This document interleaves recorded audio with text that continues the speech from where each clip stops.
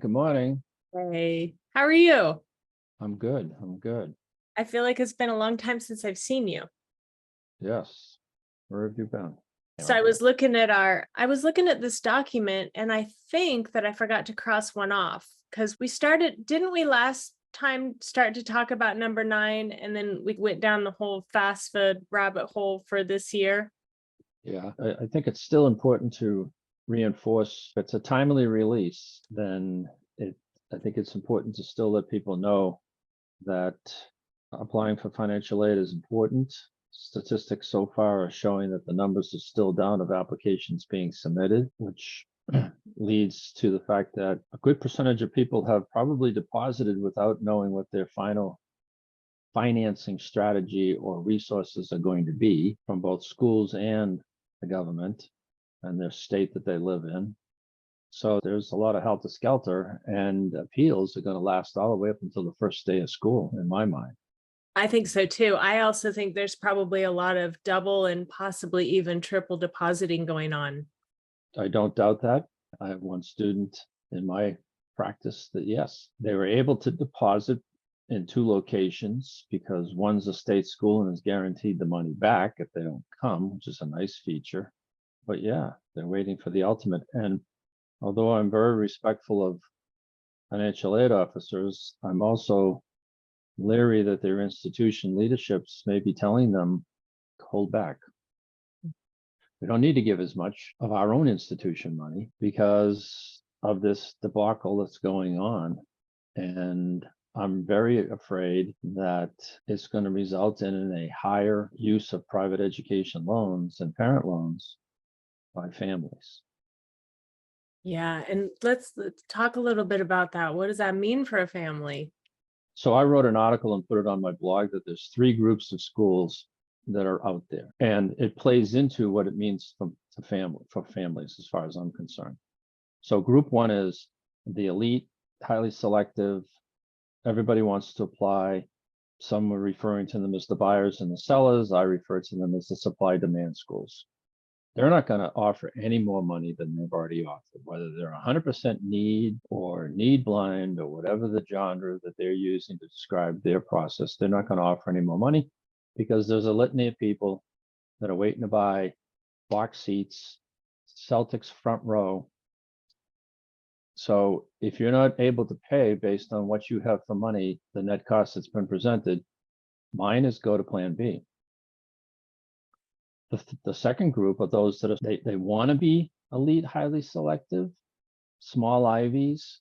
They have stated through articles I've read and whatnot that we'll talk on a case-by-case basis.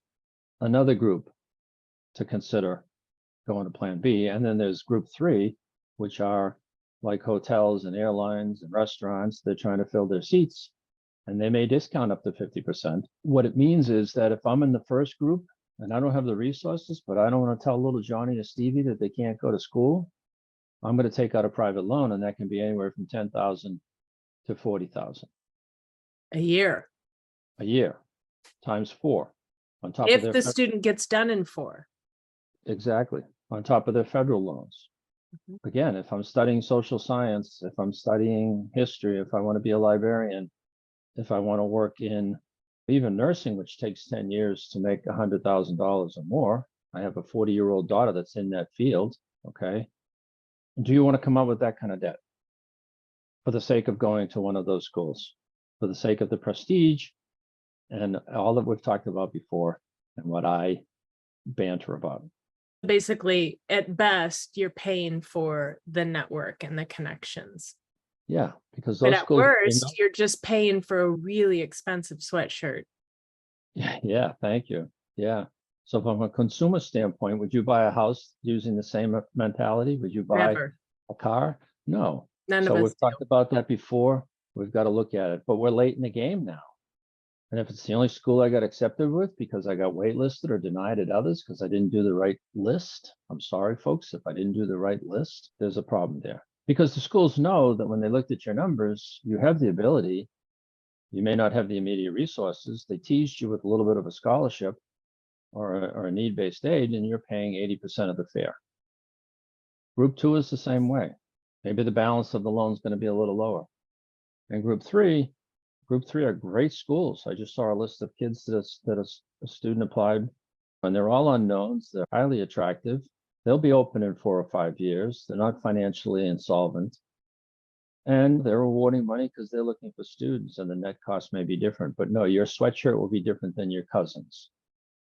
Yeah, and something about that group 3 to think about is when you're thinking about doing business with somebody, do you want to do business with somebody who's going to make it really difficult for you to do business with them? Or do you want to, which school do you want to put your trust in?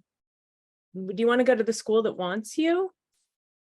It's not that they don't care, but they have their business model, and their business model is more payers than givers than the others. And if I'm an administrator of a school and I can raise my bar and I can raise my brand to catch up with them, yeah, I'm going to try to do that.